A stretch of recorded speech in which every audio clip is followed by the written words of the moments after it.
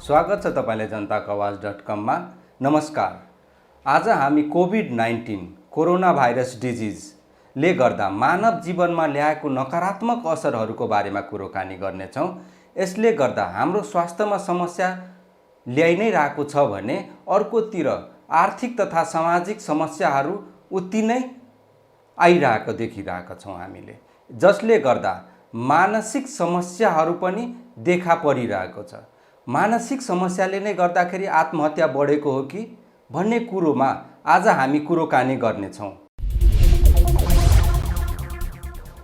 यस विषयमा जानकारी गराउन हामीसँग हुनुहुन्छ डाक्टर केदार राईमाझी। डाक्टर, स्वागत छ तपाईले जनताको आवाज.com मा। धन्यवाद। डाक्टर साहब, हालै कोरोना भाइरसले लिएर आएको विश्वभरिमै त्रासमय छ। यो कोरोना भाइरसको बारेमा त्रसित हुनु के जरुरी छ? कस्तो त्रास यसले फैलाएको होला? अब कोरोनाको बारेमा त अहिले हामी सबैलाई थोर बहुत के सबै धेरै कुराहरू नै थाहा भइराखेको कुरा हो। चीनको वुहान डिसेम्बरबाट 19बाट हामीले चाहिँ नि यो थाहा पायौँ र चीनको त्यो सहरबाट जुन कोरोना भाइरस डिजिज भाइरस जुन 19 WHO पछि नाम दियो, अब यो अहिले चाहिँ नि पेन्डेमिक अवस्थामा छ, हामी सबैलाई थाहा छ। यो चाहिँ अहिले हाम्रो नेपालको सन्दर्भमा पनि हेर्नुहुन्छ भनेदेखि अब यो अहिले निकै जटिल अवस्थामा रहेको छ, हामी सबैलाई थाहा छ। र यो यसको सङ्ख्या चाहे सङ्क्रमितको सङ्ख्या होस् अथवा मृत्यु हुनेको सङ्ख्या होस्, यो दुवैमा अलिक धेरै नै यसको वृद्धि भइरहेको देखिन्छ। कोरोना भाइरसले गर्दा विश्व नै लकडाउनमा छ अहिले, र यो लकडाउनले गर्दा मानव जीवनमा के कस्तो असर पारिरहेको छ डाक्टर साहब? बडो यो अब अहिलेको जल्दो बल्दो समस्या, प्रश्नहरू पनि सबैतिर यही नै हो। यसबारेमा मलाई जहाँसम्म लाग्छ नेपालमै पनि धेरै अब यो रिसर्चहरू हुन लागिरहेको छ, भइ पनि राखेको छ। कतिजनाले लेखहरू पनि लेख्नु भएको छ। मैले के देख्छु भन्दाखेरि अब हामी यो समस्यासँग जुझ्नको लागि मानसिक रूपमा साँच्चै भन्यो तयार पनि थिएनौँ। तर 81 आइपरेको समस्याले गर्दा विकसित मुलुकहरूमा समेत, अमेरिका भन्नुहोस्, इटाली, फ्रान्स, जापान आदि इत्यादि, रसिया जस्ता मुलुक, चाइना जस्ता मुलुकलाई पनि समस्या छ भने अब हामी त अलिक तलै अब विपन्न अथवा अलिकति गरिब मुलुकमा पर्छौँ। डाक्टर साहब, हजुरले भन्नुभयो कि मानव जीवनमा चाहिँ यसले मानसिक स्वास्थ्यमा असर पारिरहेको छ। यसले के कस्तो असर पारिरहेको छ त मानव जीवनमा? सबैभन्दा ठुलो कुरा हामीले के बुझ्नुपर्छ भन्दाखेरि यसको एउटा मेडिकल आस्पेक्ट हुन्छ, एउटा चाहिँ नि हेर्नुभयो भने सामाजिक पक्ष छ, अर्को यसको चाहिँ नि मनोसामाजिक भन्नुहोस्, मनोवैज्ञानिक पक्षहरू छन् यसको। तर आज म तपाईँहरूसँग मेरो विषय अलिकति थोर बहुत म साइकोलोजीमै पढेको भएर म त्यो बारेमा चाहिँ बढी चर्चा गर्छु। अब हामीले बुझ्नुपर्ने कुरा के हो भने, सबैभन्दा बढी कुरा के हो भने, मानिसलाई कुनै पनि घटना थाहा नपाइकन नसोचेको अवस्थामा अचानक आउँछ भने त्यसले मानिसलाई चाहिँ नि धेरै ठुलो मानसिक नकारात्मक रूपमा, मानसिकको नकारात्मक रूपमा असर गर्छ। यसलाई हामी कहिलेकाहीँ विभिन्न अवस्थामा त हुन्छ, तर यसलाई कहिलेकाहीँ हामी तनावभन्दा पनि माथि पुगेर, अङ्ग्रेजी यसको तनावको पनि अलि उच्च तनाव, जसलाई डिस्ट्रेसको अवस्थामा पुर्याउँछ। र आज लकडाउनमा आज हामीले हेर्ने हो भनेदेखि कामको हिसाबले हेर्नुहोस् अथवा मान्छेको कतिपय आफ्ना लक्ष्यहरू छन्, कतिपय आफ्ना प्रोजेक्टहरू छन्, त्यो गर्न सक्ने अवस्था रहेन। र यसका अब आर्थिक, सामाजिक, वैयक्तिक, थुप्रै पारिवारिक यसले निम्ति आएको समस्याहरू छन्। तर यसले सबैभन्दा बढी निम्ति आएको समस्या भनेको मानसिक हो। साइकोलोजिकल हो, मनोवैज्ञानिक हो। त्यो किन हो भने यसकै बारेमा पनि अध्ययन अनुसन्धानहरू हुँदैछ। तर अब अहिले आएर यसमा धेरै सूचनाहरू पनि छन्। तर यद्यपि हाम्रो जस्तो मुलुकमा मान्छेलाई अझै पनि सुसूचित छैनन् र यसले के सृजना गरेको छ? डर। हेर्नुहोस्, कुनै पनि समस्याको मलाई सोध्नुहुन्छ भने डर चाहिँ प्रमुख कारण हो। डरले के कुरा निम्त्याउँछ भन्दाखेरि मान्छे मा स्थिरता हुँदैन। जब मान्छे डराउँछ त्यसले के निर्णय सृजना गर्छ? चिन्ता, एङ्जाइटी, जसलाई अङ्ग्रेजीबाट चिन्ता। यद्यपि चिन्ता सामान्य रूपमा हामीले दैनिक जीवनमा भोगेकै हो, खपेकै हो, तर यसले के क्रिएट गरिदिन्छ? डर एउटा किसिमको। जुन डर चाहिँ कस्तो छ त भन्दा अव्यक्त छ क्या। कहाँ सर्ने हो, कसरी सर्ने हो, कोसँग छ, कसँग छैन, केही थाहा त छैन। निधारमा कोभिड-19 हुनेले लेखेर हिँडेको छैन। नभइसकेपछि अब मान्छेलाई के भयो त भन्दाखेरि निश्चय भएन क्या। जस्तो कुनै पनि मान्छेको व्यवहार कस्तो हुन्छ भने हरेक कुरामा उसले के खोज्छ? सर्टेनिटी, निश्चित कुरा खोज्छ। कोभिड-19ले मान्छेमा के ल्याएन? निश्चितता दिएको छैन। कसरी हुन्छ यो, कहाँबाट हुन्छ, कसरी सर्छ, होइन? परिवारमै बाहिर तरकारी किनेर आउँदा सारेर पो ल्यायो कि? अनिश्चितता छ क्या। हो, यसले चाहिँ के ल्यायो त भन्दाखेरि मानिसमा विभिन्न किसिमका तनावहरू लिएर आयो। र तनाव पनि स्ट्रेस मात्रै होइन, यसलाई अझ अङ्ग्रेजीमा भन्दा डिस्ट्रेस, उच्चतम बिन्दुमा यो पुग्यो। र मान्छेले त्यसलाई अब के गर्नु सकेन भन्दाखेरि सरकारले पनि अब हाम्रो सरकारको सिस्टममा चाहिँ नि परामर्श दिनुपर्छ अथवा सुसूचित गर्नुपर्छ भनेको उहाँहरूले सरकारले सकेको त गरेको छ, तर त्यतिले पुग्दैन। किन? भाषागत समस्या होला, सांस्कृतिक समस्या होला, ज्ञानको कमी होला, शिक्षित र अशिक्षितमा बुझ्ने कुराहरू फरक छन्। त्यसले गर्दाखेरि अब मान्छेमा यो अनिश्चितताले गर्दा, अनिश्चितता, हेर्नुहोस् है मैले के भन्दैछु, यो अनिश्चितताले गर्दा के ल्यायो त? अब बिस्तारै डिप्रेसन। हेर्नुहोस् है, डिप्रेसन ल्याइदियो।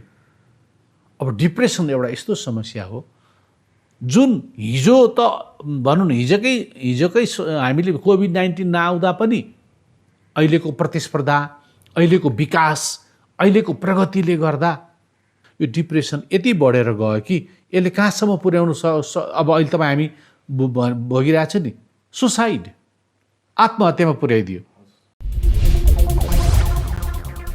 डाक्टर साहब, हजुरले भन्नुभयो कि मानव जीवनमा चाहिँ यसले मानसिक स्वास्थ्यमा असर पारिरहेको छ।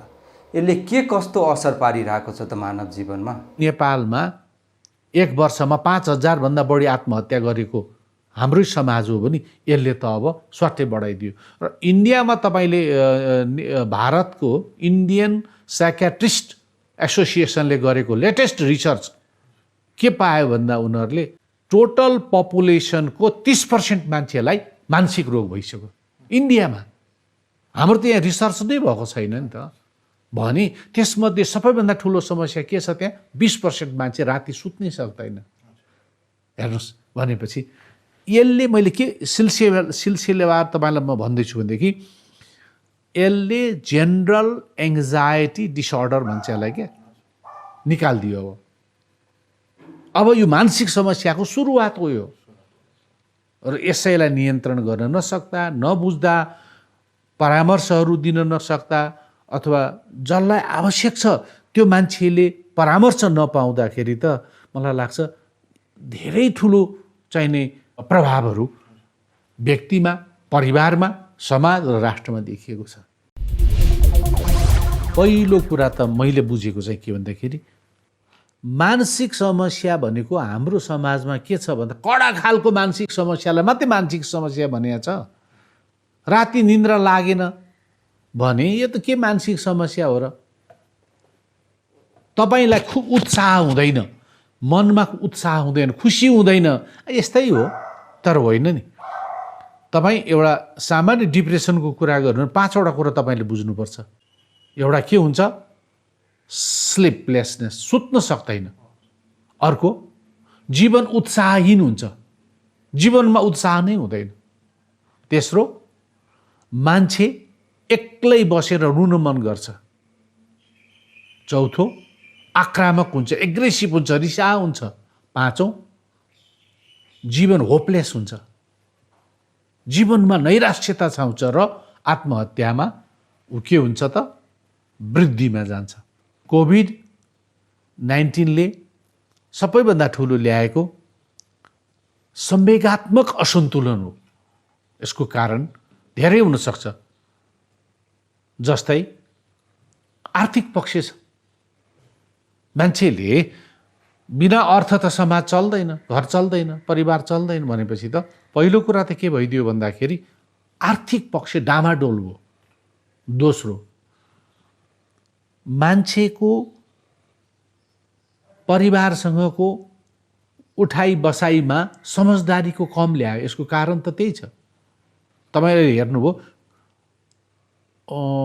डोमेस्टिक भाइलेन्स, घरेलु हिंसामा वृद्धि भयो। कारण हेर्नुहोस् न। तेस्रो, तपाईँ हेर्नुभयो भनेदेखि मानिसहरू को व्यवहारमा परिवर्तन आउनुको कारण के हो त भन्दाखेरि फेरि अघि भने जस्तै डर छ, अनिश्चितता छ र धेरै ठुलो क्षतिहरू छन्। र क्षति पनि म त के भन्छु भने फेरि पनि आर्थिक क्षतिले नै धेरै ठुलो भूमिका खेलेको छ। हजुरले भन्नुभयो कि मानसिक स्वास्थ्यले धेरै नै अहिले असर देखिरहेको छ मानिसहरूमा। यो कुनै वर्गमा बढी देखिने अथवा कम देखिने त्यस्तो कुनै तथ्य छ हजुरसँग? मानसिक रूपमा त अब कुनै वर्ग भन्ने हुँदैन, किन मृत्यु सबैको लागि त एउटै हो। धनीको मृत्यु, गरिबको मृत्यु होइन भन्न त मिल्दैन। अब प्रभावको कुरा गर्नुहुन्छ भनेदेखि डेफिनेटली फेरि पनि केमा आयो त भन्दाखेरि आर्थिक पक्ष नै आएर जोडिन्छ। अब हिजो अलिकति निर्धन छ, गरिब छ भनेदेखि उसलाई हिजोको आर्थिक अवस्था र अहिले खानलाई समस्या भयो होला, तर एउटा मान्छेले इन्डस्ट्री चलाएको छ भने त त्यहाँ त अरबौँको वा करोडौँको घाटा छ नि त। र उसमा आश्रित मान्छेहरू छन्। त्यसले गर्दा मलाई लाग्छ कामकाजी मान्छेहरू, करियर वृत्ति विकासमा लागेका मान्छेहरूलाई यसले चाहिँ नै धेरै असर गर्छ। मध्यम वर्गलाई पनि गर्छ। किन भन्दाखेरि फेरि पनि के रह्यो भने मध्यम वर्गको मान्छेको आर्थिक जुन अवस्था छ त्यो त सर्टेन अवस्थाभन्दा उता धान्न सक्दैन। अब त्यसमा पनि तपाईँले हेर्नुभयो भने मैले एकपल्ट न्युज हेरेको थिएँ सिएनएनमा। के भन्थ्यो भने अमेरिकामा तपाईँको जब गर्ने मान्छेहरू को अवस्था चाहिँ नि सडकमा सुत्ने पनि आयो। किनभने काम छैन, काम नभएपछि पैसा छैन, पैसा नभएपछि घर भाडा छैन, केही छैन भने सडकमा सुत्ने अवस्था आयो। भनेपछि हेर्नु गर पनि ती जोडिन्छ, जसले गर्दा मान्छेमा उच्च मानसिक तनावहरू, जसले गर्दा शारीरिक अवस्थामा पनि असर त गर्यो नि। ब्लड प्रेसर बढ्यो अथवा डायबिटिजहरू बढ्यो। तपाईँलाई थाहा छ स्ट्रेसको धेरै स्ट्रेस भयो भनेदेखि सुगरको मात्रा बढ्छ। हेर्नुहोस्, भनेपछि जो मान्छेलाई सुगरको औषधि खायो त्यो त हाई भयो नि, नहुनेलाई पनि फेरि हुनसक्छ, बढ्छ। भनेपछि यो कुराहरू भए भनेपछि यसको असरहरू चाहिँ नि मानिसको जीवनमा मल्टिपल इफेक्टहरू भयो। आर्थिक, सामाजिक, सांस्कृतिक, मान्छेको चाहिँ नि मनोवैज्ञानिक असरहरू त डेफिनेटली परेको छ। कुनै मान्छेलाई डायबिटिज छ तर त्यो कोरोना भाइरसले अट्याक गर्यो भने उसलाई चाहिँ नि इम्युनिटी पावर, उसको जुन एउटा प्रतिरोधात्मक क्षमता कमजोर हुन्छ, जसले गर्दा ऊ चाहिँ बढी खतरा भन्नुहोस् वा भल्नरेबल अङ्ग्रेजीबाट भनौँ बढी हुन्छ। जस्तो 60 वा 65 वर्षभन्दा माथिको उमेरका मान्छेहरूमा रोग प्रतिरोधात्मक क्षमता कम हुने भएको भएर उहाँहरूमा कोरोनाको सङ्क्रमण भएमा मृत्युको डर चाहिँ बढी भयो, निश्चित रूपमा हो होइन। यदि व्यक्तिले यसलाई बुझ्न सकेन भने यही एउटै कारणले मात्रै पनि डिप्रेसन, एङ्जाइटी डिसअर्डर, अङ्ग्रेजीमा फोबिया भन्छ। यो कोरोना अहिले मेरो विचारले त फोबिया भएको छ क्या। फोबिया भनेको अतार्किक डर जसको कुनै तर्क हुँदैन। जस्तै फोबिया धेरै किसिमको हुन्छ। जस्तै आइसोलेसन भन्नुभयो नि, होइन? अब जस्तो तपाईँले जे कुरा छुँदै पनि त कोरोना भाइरस त छैन नि, तर हामी कहाँ जान्छौँ? हात धुन जान्छौँ। धुनु पनि पर्ला, अन्य भाइरस पनि त छ नि। तर यो अतार्किक डर, जस्तै अतार्किक डर यो धेरै हुन्छ। मान्नुहोस् तपाईँ प्लेन चढ्दै हुनुहुन्छ, तर तपाईँलाई एउटा हाइट प्रति डर छ भने के हुन्छ? प्लेन चढ्यो भने तपाईँलाई अब डर सुरु भयो, यो एक्सिडेन्ट हुन्छ कि, अथवा मुटुको धड्कन बढ्छ, तपाईँको चाहिँ ब्लड प्रेसर बढ्छ, सबै बढ्छ। किन? तर प्लेन त आफ्नो एउटा नियमले चलेको छ नि, साइन्टिफिक सिस्टममा चलेको छ नि। तर जो मान्छेलाई डर छ त्यसलाई डर हुन्छ। त कुनै सिस्टमले त अतार्किक, जसको तर्क छैन। कोही मान्छे सर्पदेखि अत्यधिक डराउँछन्, कोही मान्छे रगतदेखि डराउँछन्, कोही मान्छे भाइरसदेखि डराउँछन्, कोही मान्छे धुलोदेखि डराउँछन्, जस्तो कोही मान्छे पानीदेखि पनि डराउँछन्। त यो अहिले जुन मैले भन्न के खोजेको भने यो एक किसिमको यति अतार्किक डर भइरहेको छ, फोबिया डर, जसले गर्दा मान्छे कहाँसम्म पुगिसक्यो? डिप्रेसनभन्दा माथि सुसाइड। आफूलाई कन्ट्रोल गर्न नसकेपछि के हुन्छ?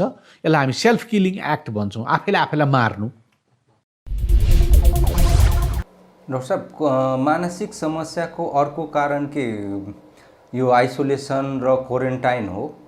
यसले गर्दा मानिसहरू आफन्तसँग भेट्न पाउँदैनन्, कति बाहिरबाट आएका हुन्छन्, होइन, आफ्नो परिवारसँग भेट्न पाइरहेको हुँदैन। त्यस्तो समस्याहरूले गर्दा पनि के उनीहरूमा मानसिक समस्या बढी देखिरहेको हो? यो पनि अर्को बडा गहिरो प्रश्न हो यो। मलाई के लाग्छ भने नि, अब यो जुन छुट्याएर राख्छौँ नि हामी आइसोलेसन, म चाहिँ यसलाई के भन्न रुचाउँछु भने यो भौतिक दूरी मात्रै हो, फिजिकल आइसोलेसन हो। तर हामीले के नाम दिएका छौँ? Social isolation. तर वास्तवमा सही प्रश्न उठाउनु भयो तपाईँले। सोसल आइसोलेसनले मान्छेमा असुरक्षाको भावना पैदा गरिदिन्छ। किन? तपाईँले कोहीसँग बोल्न पाउनुहुन्न, अथवा तपाईँले कोहीसँग अन्तर्क्रिया गर्न पाउनुहुन्न, आफ्ना कतिपय कुराहरू भन्न सक्नुहुन्न, अथवा तपाईँप्रति जुन परिवारकै मान्छे पनि आउँदाखेरि भेट्न छुन नसक्नु, परबाट कुरा गर्नु, कति पीडादायक होला। तपाईँ आफै कल्पना गर्नुहोस् न। अहिले अध्ययन अनुसन्धानले के देखाएको छ भनेदेखि जुन समाजमा सामाजिक निकटता छ त्यहाँ मानसिक रोग कम छ। जुन ठाउँमा सामाजिक दूरी बढी छ, एकदम व्यक्तिगत स्वतन्त्रताको कुरा बढी गरिरहेको छ, त्यहाँ मानसिक रोग बढी छ। किन? सेयर गर्न पाउँदैन, आफ्नो कुरा भन्न पाउँदैन। मानिस भनेको त मनोवैज्ञानिक र सामाजिक रूपमा एक अर्कालाई चाहिँ नि बडो सहयोग, सपोर्टको आवश्यकता भएको हो नि, मान्छे हो नि। त्यसकारण तपाईँले हेर्नुभयो भनेदेखि हामीले यो जुन अहिले प्रश्न उठाउनु भयो, अहम प्रश्न के छ भने हाम्रो समाज, नेपाली समाज भन्यो भने सोसल डिस्टेन्सबाट होइन, हामी नजिकमा एक अर्काको दुःख सुख बाँडेर बस्ने मान्छे हो नि। त्यसले पनि मानसिक सन्तास, मनोवैज्ञानिक सन्तास क्रिएट गरेको छ, सृजना गरेको छ, र मान्छेमा मृत्युको भय झन् बढाइदिएको छ। र यसबाट अन्य थुप्रै मानसिक समस्या त फेरि सृजना हुन्छ। डाक्टर साहब, के आत्महत्या गर्ने मानिस डिप्रेसनको शिकार हुन्छ नै? डिप्रेसन भएको मानिसले मात्र आत्महत्या गर्छ त? हजुर, अब यो यसलाई मानसिक समस्याभित्रै पनि राखेको छ मनोवैज्ञानिकहरूले। आत्महत्या आफैमा एउटा मानसिक समस्या हो। अब हामीले भन्नु न, अब जतिसुकै सैद्धान्तिक कुरा गरे तापनि व्यवहारिक हामीले के देखेका छौँ भनेदेखि ठुल्ठुला विद्वानहरूले आत्महत्या गरेका छन्, ठुल्ठुला बिजनेसम्यानहरूले आत्महत्या गरेका छन्, प्रशासकले गरेका छन्, दार्शनिकहरूले गरेका छन्, धर्माधिकारीहरूले गरेका छन्। संसारको इतिहास हेर्ने हो। तर जुन तपाईँले भन्नुभयो कि मलाई के लाग्छ भने मानसिक समस्या भइसकेर आत्महत्या गर्नु एउटा पक्ष हो, तर कोरोनाले नै मानसिक समस्या सिर्जना गरेर मानिसमा फेरि पनि म भन्छु कि जीवनप्रतिको जुन नैराश्यता, जीवन जगतप्रति जुन एक किसिमको वितृष्णा किन भयो भन्दाखेरि नजिक आउन पाएन नि, कुरा गर्न पाएन। कल्पना गर्नुहोस्, कुनै एउटा मान्छे 2-3 वर्षदेखि खाडी मुलुकमा बसेको थियो, तर ऊ नेपाल आउँदाखेरि त उसको मन त के हुन्छ भने आफ्नो छोराछोरीलाई अँगालो मारौँ, श्रीमतीसँग यसो छौँ, बाआमालाई ढोगौँ, जुन नहुँदाखेरि कति ठुलो मानसिक मेन्टल पेन भन्छ क्या त्यसलाई। त्यसले के गरिदिन्छ, इमोसनल डिस्टर्बेन्स, संवेगात्मक रूपमा मान्छेलाई असन्तुलित बनाइदिन्छ र आत्महत्या गर्नको लागि धेरै अध्ययनहरू छन्। धेरै ठुलो कुरा चाहिँदैन, मान्छेले सानो निर्णयले तपाईँको धेरै समय लाग्दैन, त्यसमा त्यो उनीहरूले आफ्नो जीवनलाई के देख्छ त तपाईँको ब्ल्याकआउट, जीवनको कुनै उसले के देख्दैन, त्यति बेला महत्त्व देख्दैन र आफ्नो जीवनलाई सिद्ध्याइदिन्छ। जस्तो अब कोरोना सङ्क्रमित मान्छेलाई त आइसोलेसनमा राख्नै पर्यो होइन, त्यसपछि बाहिरबाट कुनै बाहिरबाट आएको मान्छेलाई हामीले क्वारेन्टाइनमा राखिरहेको छ, राख्नै पर्यो। यसको रोकथाम नै अहिले भनेको आइसोलेसन र क्वारेन्टाइन हो। यसले गर्दा त अर्को नकारात्मक असर पारिरहेको छ, त्यो हो मानसिक स्वास्थ्यमा असन्तुलन होइन। यसलाई कम गराउन के हामी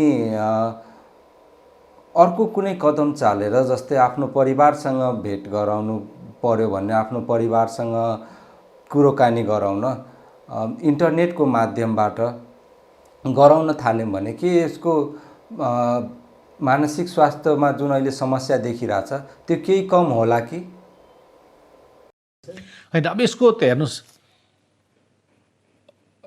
1000 मेथड्सहरू होला, तरिका। उदाहरणको लागि म चाहिँ के भन्छु भने, म सरकारको कुनै प्रवक्ता त होइन, सरकारले गर्न नसकेको कुराहरू छन्, हामीले देखिरहेका छौँ। क्वारेन्टाइन भनेको छ लहरै एउटै घरमा 50 जना सुताएको छ, 20 जना सुताएको छ होइन। स्थानीय सरकारले के गरिरहेछ, घरबाट भात ल्याइदिएछ, त्यो त देखेका छौँ। आँपाको रुखमुनि पनि देखियो क्वारेन्टाइन, त्यो देखेकै कुरा हो भिडियोमा अथवा फेसबुकमा। तर मैले के भन्छु भने, अब उसले सकेको गर्नुपर्छ, तर यसलाई म के भन्छु भने मल्टी सेक्टरल इस्यु हो, गभर्मेन्टले मात्रै सक्दैन। यो परिवार, व्यक्ति आफै, समाज, गैर सरकारी संस्था, अन्तर्राष्ट्रिय गैर सरकारी संस्था, यो सबैको जिम्मेदारी हो। त्यसो हुनाले पक्कै पनि हामीले यसमा तपाईँको पनि त्यतिकै जिम्मेदारी छ। त्यसै कारण तपाईँ आज मसँग इन्टरभ्यू लिँदै हुनुहुन्छ, मेरो पनि त्यो जिम्मेदारी छ। म समाजको एउटा थोरै बुझेको मान्छे हुँ, मनोविज्ञानमा 35 वर्ष काम गरेको मान्छे हुँ, त्यस कारण तपाईँ मका आउनु भएको हो नि। तर मेरो जिम्मेदारी छ नि यो कुरा बोल्नुपर्छ भने। एउटा त यो तपाईँको मल्टी सेक्टरल इस्यु हो पहिलो त।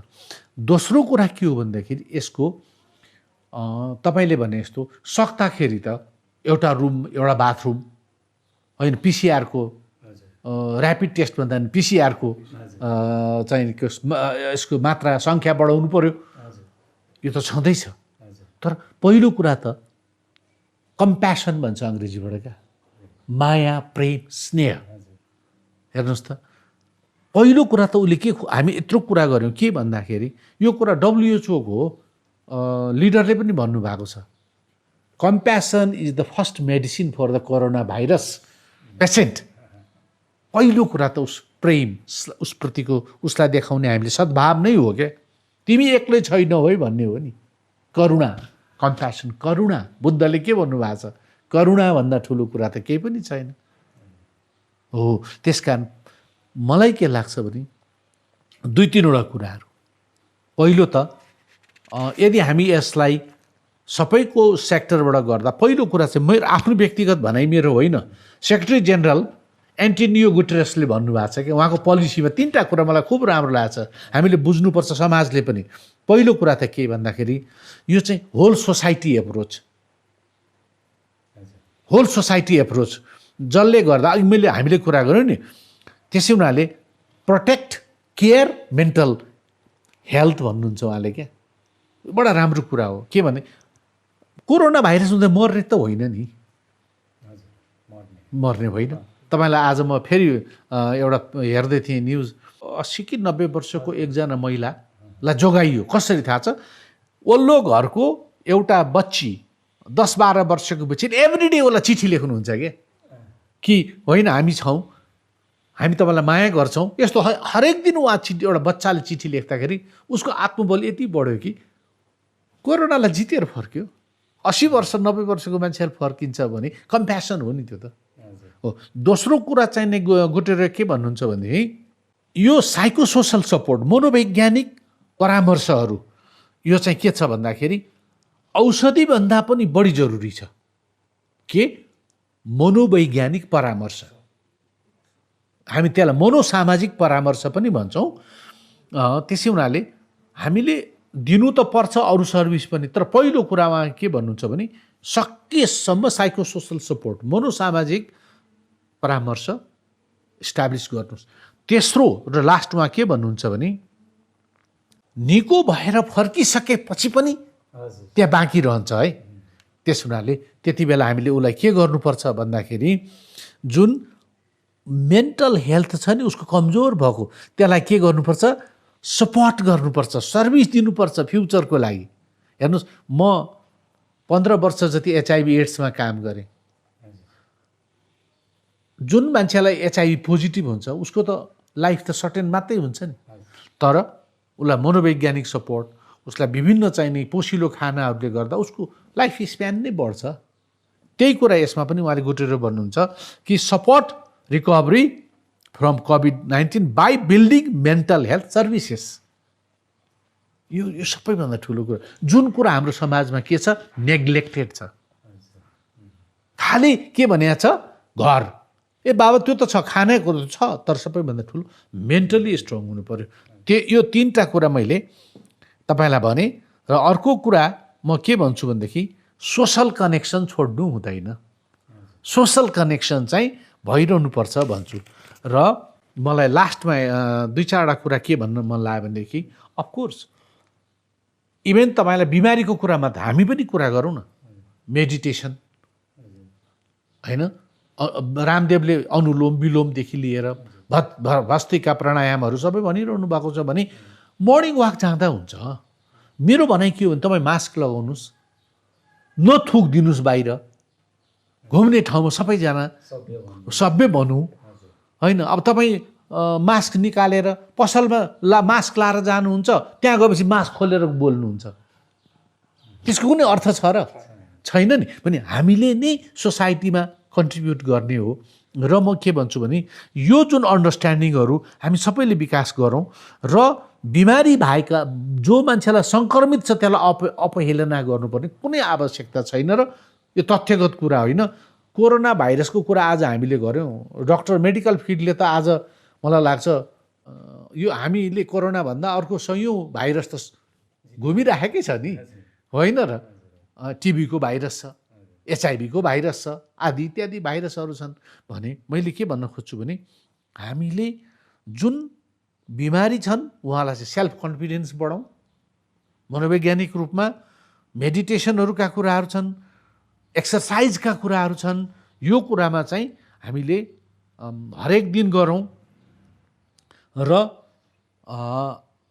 जुन पेसेन्ट छ उसँग बोलौँ, एक्टिभ उसका कुरा, एक्टिभ लिसनिङ भन्छौँ क्या, सक्रिय भएर उसका कुरा सुनौँ न के भन्दैछ। सुन्दिनाले पनि पीडा कम हुन्छ। हेर्नुहोस्, त्यस्तै उसको सोचमा परिवर्तन ल्याइदिउँ, सकारात्मक सोचको कुरा गरौँ। हेर्नुहोस्, मलाई के लाग्छ भने नि हामीले जबसम्म तपाईँ हामी मर्छौँ थाहा छैन र, कोभिडले पनि मर्छौँ, नलभए पनि मर्छौँ। त्यसो भए अहिले नै गएर लम्पसार परे हुँदैन र? किन पोजिटिभ होइन, हामीलाई अहिले धेरै कुरा गर्नु छ।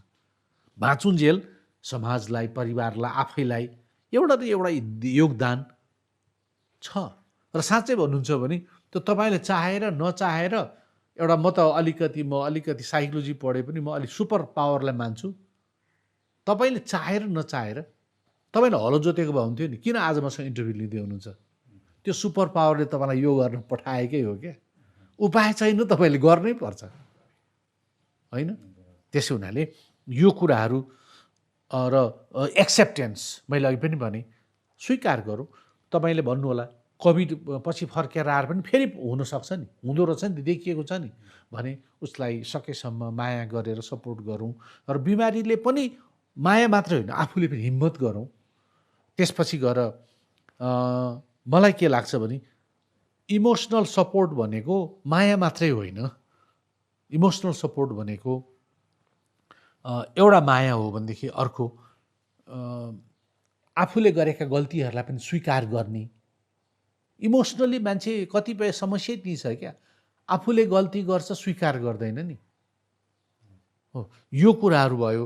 र जुन कुरा गलत छ त्यो गलत हो, त्यसलाई चाहिँ बुझेर मात्रै गरौँ। धेरै टिभीहरू नहेरौँ, धेरै सूचनाहरू कलेक्सन नगरौँ, आवश्यक छैन। 4 किसिमले सर्छ, त्यो थाहा भयो त भइगयो नि। एउटा चाहिँ म केमा विश्वास, स्पिरिचुअलिटी, आध्यात्मिकता, यसले धेरै ठुलो बल दिन्छ। त्यो भनेको पूजा गरेर पनि हुनसक्छ, कतिलाई भजन गरेर हुनसक्छ, कतिलाई आत्मचिन्तन गरेर हुनसक्छ। मान्छेको लेभल अनुसार हुन्छ। तर विश्वास के गरौँ भने तपाईँ हामी पृथ्वीमा केही उद्देश्य लिएर आएका छौँ, त्यो उद्देश्य पुरा नगरी तपाईँ चाहेर पनि जान पाउनुहुन्न। अब सुख दुःख अलिकति कहिलेकाहीँ पर्ने भन्ने कुरा त छ। त्यसो भने अलिकति त्यो सुपर पावर जसलाई तपाईँ आफ्नो धर्मअनुसार जसलाई मान्नुहुन्छ, बुद्धलाई, अल्लाहलाई, कृष्णलाई, रामलाई, तपाईँको इच्छा हो, क्राइस्टलाई, होइन? मलाई त्यसले यसरी गरौँ। भएका खानेकुराहरू खाएर इम्युनिटी पावरहरू बढाउँ, पानीहरू पिउँ, तातो पानीहरू बेला बेलामा पिउँ। कोभिड-19 किनभने कतिपय भाइरसहरू नि लिएर पनि हाम्रो एसिडले मार्छ भन्ने पनि पढेको छु मैले। यी सबै कुरा गरौँ, मलाई लाग्छ। नडरौँ। यो दिन देखियो भने यो दिन जान्छ पनि। डाक्टर साहब, बाबा हजुरको कुरोहरूबाट के थाहा पाइयो भनेपछि मानिसमा जुन समस्याहरू देखिरहेको छ अहिले, त्यसलाई चाहिँ समाधान गर्न आत्मबल बलियो बनाउनु पर्यो सबभन्दा पहिला। अनि त्यसपछि आफ्नो मनमा लागेको कुरोहरू सेयर गर्यो भने चाहिँ मानसिक समस्याबाट चाहिँ समाधान हुन्छ होला, होइन त डाक्टर साहब? अन्तमा म के भन्छु भने सफलता भनेको धेरै ठुलो कुरा हासिल गर्नु मात्रै होइन। सफलता भनेको म के भन्छु, उपलब्ध परिस्थितिमा सफल भएर बाँच्न सिक्नु सफलता हो। उपलब्ध परिस्थितिमा सफलताका साथ बाँच्न सिक्नु चाहिँ मेरो विचारले सफलता हो। र आत्महत्याको एक शब्द म के भन्छु भने कुनै समाज, कानुन, दर्शन, वर्ग, देशले आत्महत्याको स्वीकृति दिएको छैन, पहिलो कुरो। किनकि जीवन अमूल्य छ। हाम्रो तुलसीदासले के भन्नुहुन्छ रामायणमा, बडभागा मानुस तन पावा, भाग्यमानीले मानिसको जीवन पाउँछ। त्यसकारण यो अमूल्य जीवनलाई खेर नफालौँ। समस्या हिजो पनि आएका थिए, भोलि पनि अझै आउलान्। हामीले हिम्मत साहसका साथ बाँच्नुपर्छ र बाँचेर खुसी पनि हुन सिक्नुपर्छ, खुसी दिन जान्नुपर्छ र जीवनलाई एक दिन जानु छ, सफलताका साथ जानुपर्छ। धन्यवाद डाक्टर साहब, हजुरको अमूल्य समय हामीलाई दिनुभएकोमा। र यस्तै यस्तै प्रसङ्ग लिएर हामी फेरि पनि आउनेछौँ, प्रतीक्षा गर्नुहोला। धन्यवाद।